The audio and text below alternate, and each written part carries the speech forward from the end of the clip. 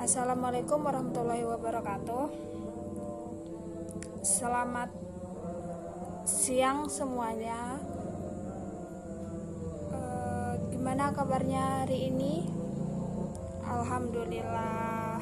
Semoga kita selalu diberikan kesehatan, keselamatan, dan selalu menjaga imun tubuh kita supaya tetap sehat dan tidak terkena virus yang mematikan, virus COVID-19.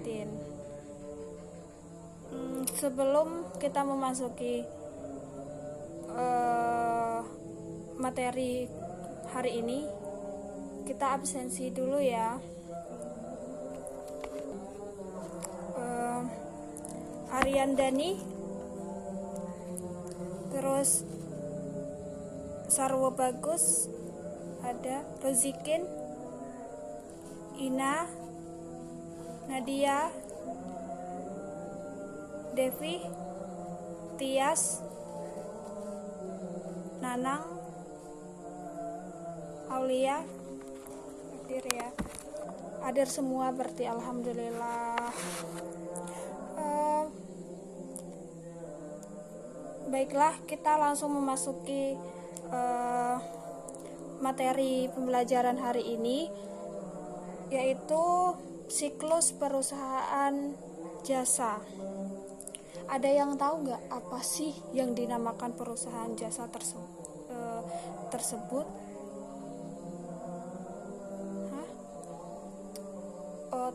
Tentu perusahaan jasa itu berbeda dengan perusahaan dagang, berbeda pula dengan perusahaan manufaktur. Perusahaan dagang itu adalah perusahaan yang membeli barang terus dijual kembali kepada konsumen tanpa mengubah wujud barang tersebut. Terus perusahaan manufaktur itu adalah itu seperti pabrik, itu perusahaan yang mengolah bahan baku mentah menjadi produk yang diinginkan pada perusahaan tersebut. Perusahaan jasa ini itu adalah perusahaan yang menawarkan produk yang tidak berwujud. Kalau perusahaan yang berwujud kan kita berarti perusahaan yang berwujud itu seperti perusahaan memproduksi meja, itu kan ada wujud. Perusahaan yang memproduksi lemari itu juga ada wujud. Ini perusahaan yang tidak berwujud. Contohnya seperti yang ada di Indonesia ini, perusahaan transportasi. Transportasi sekarang udah ada Gojek, ada Grab, terus ada taksi online. Ada perusahaan keuangan juga, itu seperti Bank BRI, Bank BCA, Mandiri, dan bank lain sebagainya. Ada juga kayak perusahaan pengiriman barang, itu kan perusahaan jasa juga, karena itu mengirim terus perusahaan pengiriman barang itu kayak JNE, JNT, Pos, itu ada perusahaan, itu dinamakan perusahaan jasa. Gimana? Ada yang masih belum jelas? Kalau diam berarti saya anggap paham ya. Oke, kita ke slide berikutnya. Ciri-ciri perusahaan jasa. Yang pertama, perusahaan jasa itu menawarkan produk yang tidak berwujud namun dapat dirasakan manfaat kegunaannya. Ya seperti tadi saya bilang, contohnya itu seperti Gojek.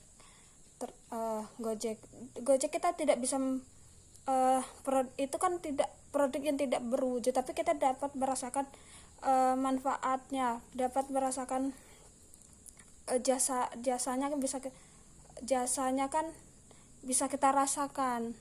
Dia bisa mengantarkan kita dari tujuan A ke tujuan B ke tujuan C gitu. Dari pihak perusahaan Gojek tersebut juga pasti memberikan kepuasan kepada konsumen. Kita dilayani sebaik mungkin, dan pasti kan kita juga mendapatkan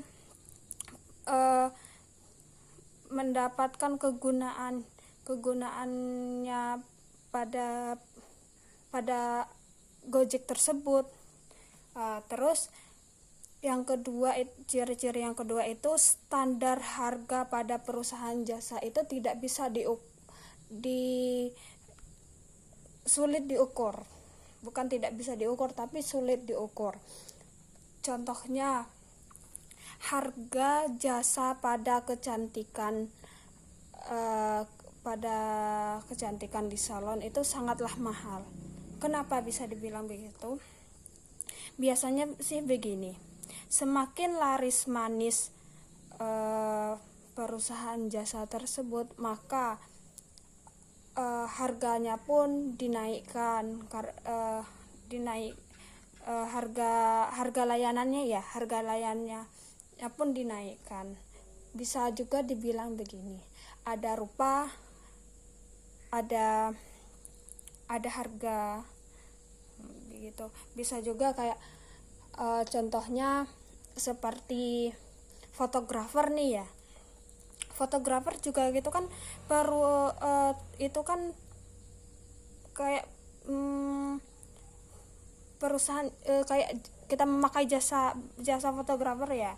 Semakin bagus hasil dari fotografernya, semakin mulus foto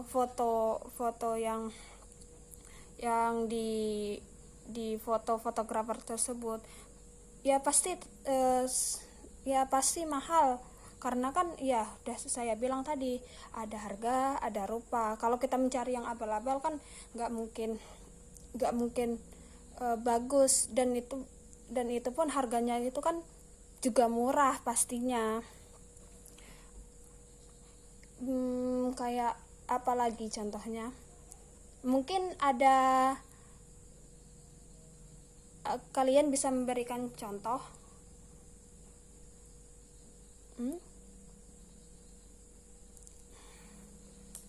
Oke, tidak apa-apa. Terus kita lanjut aja ya. Slide berikutnya adalah siklus akuntansi pada perusahaan jasa. Siklus pada perusahaan jasa itu terdiri dari 3 tahap. Yang pertama tahap pencatatan, yang kedua tahap pengikhtisaran, yang ketiga tahap pembuatan. Seharusnya sih pada poin ini itu saya membahasnya itu di minggu depan, pertemuan berikutnya, tapi mungkin saya akan memberikan kejelasan sedikit tentang apa sih dalam tahap pencatatan itu ada apa saja, dalam tahap pengikhtisaran itu juga terdapat apa saja, tahap pembuatan itu apa saja. Baik, tahap pencatatan adalah tahap awal siklus akuntansi. Pada tahap ini terdiri dari pencatatan dalam jurnal umum ke buku besar, dari jurnal umum ke buku besar, terus lanjut ke neraca saldo. Itu disebut tahap awal dalam siklus akuntansi perusahaan jasa. Terus yang kedua itu tahap pengikhtisaran. Itu adalah itu kita menyusun jurnal penyesuaian tadi. Setelah melakukan pencatatan kan kita harus melakukan jurnal penyesuaiannya, terus kita bikin lagi jurnal pembaliknya. Terus setelah membuat jurnal pembalik tersebut, kita membuat neraca lajur. Terus setelah melakukan tahap pencatatan dan pengikhtisaran, kita melakukan tahap yang terakhir, yaitu tahap pembuatan. Tahap pembuatan ini adalah tahap pembuatan laporan keuangan. Tahap laporan keuangan itu terdiri memiliki unsur yang pertama adalah laporan laba rugi, yang kedua laporan perubahan modal, yang ketiga ada neraca. Dalam 3 tahap itu sangat dibutuhkan di perusahaan jasa, entah Gojek, entah itu di transportasi, entah di perusahaan keuangan, perusahaan pengiriman barang tadi yang saya berikan contoh di awal tadi, itu harus memiliki harus melakukan 3 tahap tadi, tahap pencatatan, pengikhtisaran, dan pembuatan. Terus slide berikutnya itu ada transaksi keuangan dan bukti transaksi. Apa sih yang dimaksud dengan transaksi itu? Transaksi keuangan itu apa sih? Ada yang sudah paham?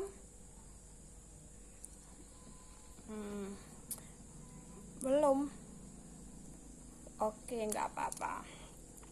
Saya akan memberikan pengertian sedikit, yaitu transaksi keuangan itu adalah segala kegiatan yang dapat mempengaruhi posisi keuangan suatu perusahaan, entah perusahaan besar, kecil, itu harus melakukan transaksi. Contohnya suatu perusahaan melakukan pembelian peralatan atau menerima piutang, bisa juga membayar gaji karyawan. Itu harus melakukan transaksi keuangan supaya karena transaksi tersebut itu sangat mempengaruhi posisi keuangan perusahaan. Kalau tidak melakukan tidak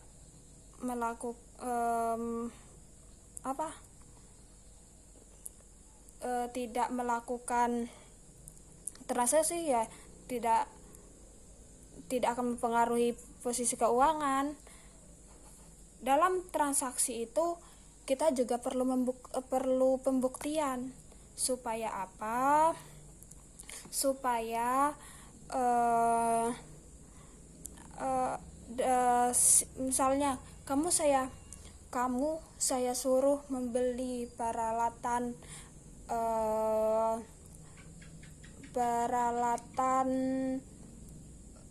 di perusahaan, misalnya peralatan saya suruh kamu membeli meja atau kursi. Tentu saya kan, kalau kamu sudah, tentu saya akan meminta bukti transaksi tersebut. Saya akan melakukan nanti, ada pengeluaran ini, ada pemasukan ini, kan harus melakukan transaksi ya, dan itu harus membutuhkan bukti supaya tidak ada silang pendapat bagi debitur atau kreditur dengan perusahaan. Seperti itu. Mungkin ada yang perlu ditanyakan atau yang belum paham, silakan mau bertanya.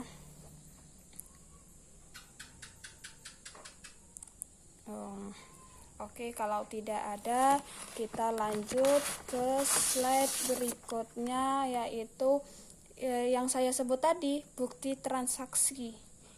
Kita membahas bukti transaksi itu ada apa saja. Yang pertama itu ada memo. Apa sih yang dimaksud dengan memo itu? Memo itu adalah bukti yang ditunjukkan kepada perusahaan. Misalnya, kamu menjadi supervisor di perusahaan. Terus saya direktur perusahaan ya, direktur pemasaran pada perusahaan yang pada perusahaan kamu supervisornya. Terus saya suruh membuat laporan penjualan bulan ini. Berarti kamu harus menyerahkan memo penjualan bulan ini. Itu menjadikan bukti transaksi bahwa penjualan bulan ini sekian. Kalau tidak ada bukti kan bisa saja kamu menipu saya, atau saya malah barangnya segini, uangnya segini, kan tidak tahu kan. Jadi kita harus memerlukan bukti transaksi yang berupa memo. Terus yang kedua itu ada faktur. Faktur itu bukti transaksi penjualan atau pembelian secara kredit. Misalnya ya, nanti ya kalian pulang dari sekolah, terus kalian periksa deh BPKB orang tua kalian. Di paling belakang BPKB itu ada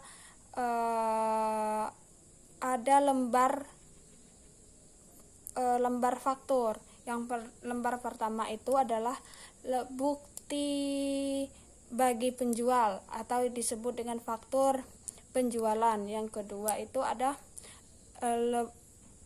bukti bagi pembeli, bisa juga disebut dengan faktur pembelian gitu.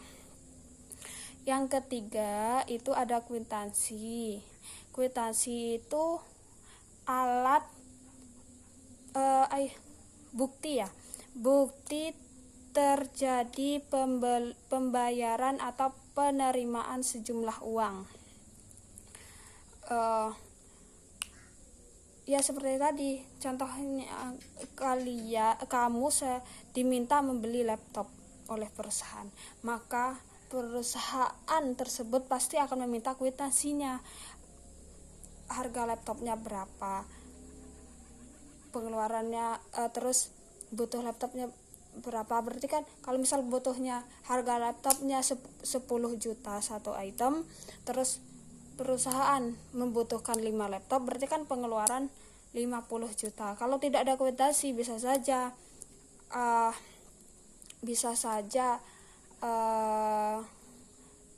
ada penggelapan dana.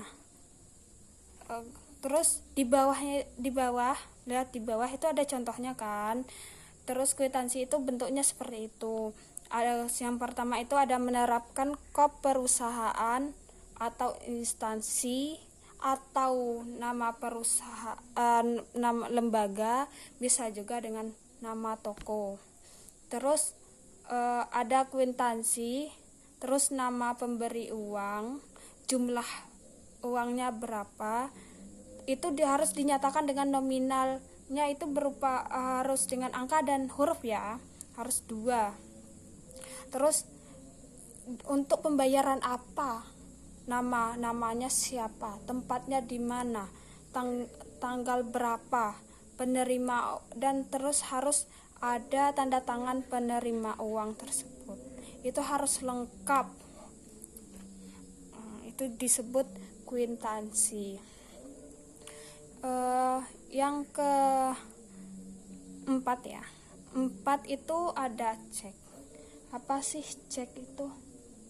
Kalian pasti pernah dengar cek. Itu biasanya film-film gitu ya, itu biasanya mainnya pakai cek, itu orang kaya. Terus cek itu adalah perintah tertulis nasabah ke bank untuk menarik dana sejumlah tertentu atas nama siapa atau atas unjuk siapa. Tuh. Contoh kalau atas nama siapa ya, kepada Tuan Budiman sejumlah 4 juta. Itu kan ada nama, berarti kan cek itu atas nama Pak Budiman, Tuan Budiman. Yang bisa mengambilkan uang itu ya Tuan Budiman, atau kita kepada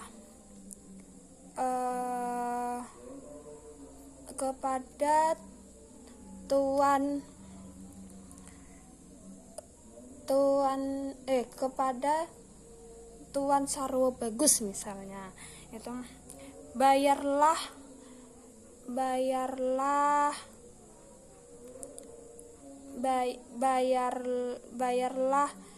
utang kepada PT Mandiri sejumlah 2 juta. Nah, berarti kan itu kan juga atas nama, itu kan bisa jadikan cek, itu cek. Dan cek itu juga bisa diuangkan, bisa diuang tunaikan, itu cek.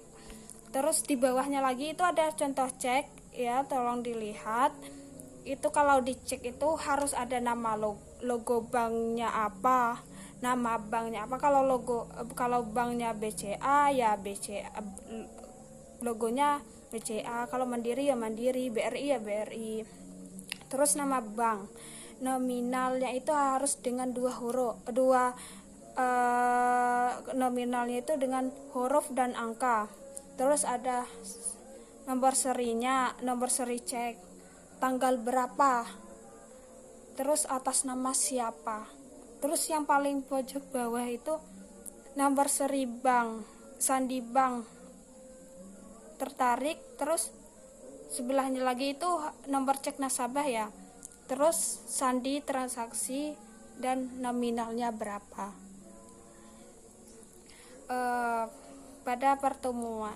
Pada materi pertemuan minggu ini, apakah ada yang ingin ditanyakan atau belum paham? Gimana? Oke, kalau paham, kalau diam saja saya anggap paham ya. Saya akan bertanya kepada